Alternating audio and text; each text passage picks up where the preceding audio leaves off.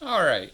Um, I've gone and done some videos, as you know, about comparing 32s to each other, kind of a contest of my own head. But I have picked up a few 380s along the way.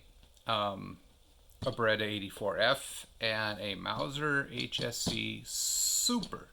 Now, this is my second one. The first one, um, the frame cracked, and before the frame cracked, every time I'd shoot it, the magazine would pop out, and it was annoying. So I kind of gave up on it. But then I saw there was one on Gunbroker, and so I bought it, and it came with a 10 round magazine, and that's fine because I already had two magazines. But these magazines are different. They work.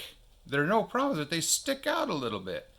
But they're true 15 round magazines, whereas the Berettas are 13 round magazines. But in a head to head, I based my opinion of the HSC on the previous gun.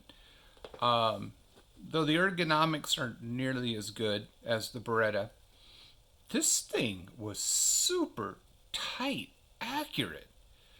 I was really surprised, even with the mediocre sights on this thing, and me being an incredibly bad shot.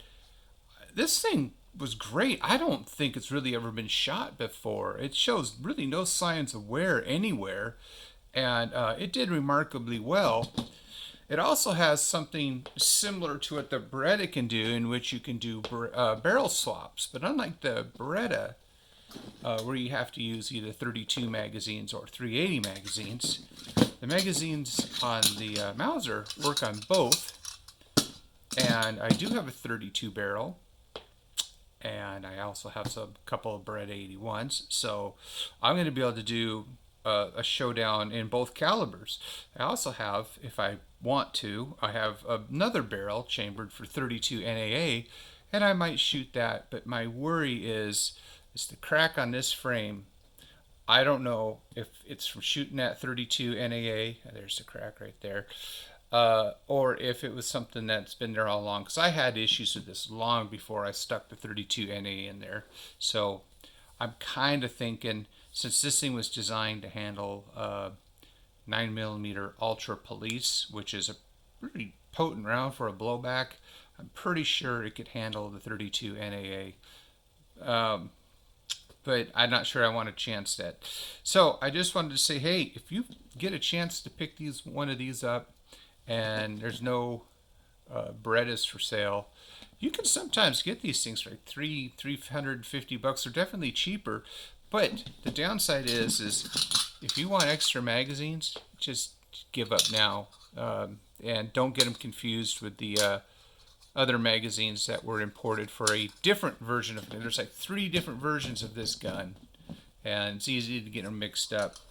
But these things are unobtainium. So if I was to do a head-to-head, the overall would of course be the Beretta in just so many ways.